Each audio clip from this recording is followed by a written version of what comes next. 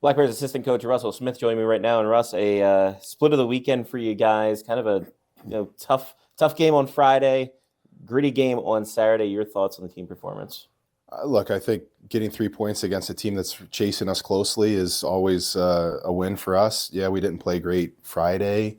Thought we showed some character coming back after a 3-0 first period loss. And, Saturday was the kind of win we needed to show we could do leading in the playoffs here. I mean, I think beating anybody 1-0 is a real accomplishment.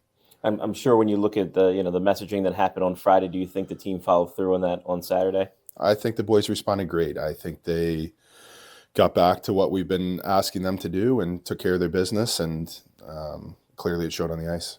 When you look at the kind of game that was on Saturday, the playoff kind of game, do you think the guys responded well just to that atmosphere, just to that portion of it? Because as we get down to the stretch, they're going to be more and more like that. Yeah, I think the message all along has been we're trying to create a championship team and we need to do championship things every night. And sometimes it takes a bump in the road to get them refocused and get our play back to where we want to be at the end of the year, not just right now. As we stand right now, there was a trade that was made. Christopher Krumich coming in from New Jersey, Jonathan Lanza going out. Your thoughts on the acquisition of Krumich coming in, especially for a guy who's so familiar with the East Division? Yeah, first, I think Lanza did a great job for us. He's a great player, and I think he'll do well in New Jersey. And I think Crummins is the heavy, gritty, strong type of forward that we need going into playoffs. That is, going to be able to play minutes where we need him the most. And like you said, he has experience in our division and experience in the league, and that helps a ton.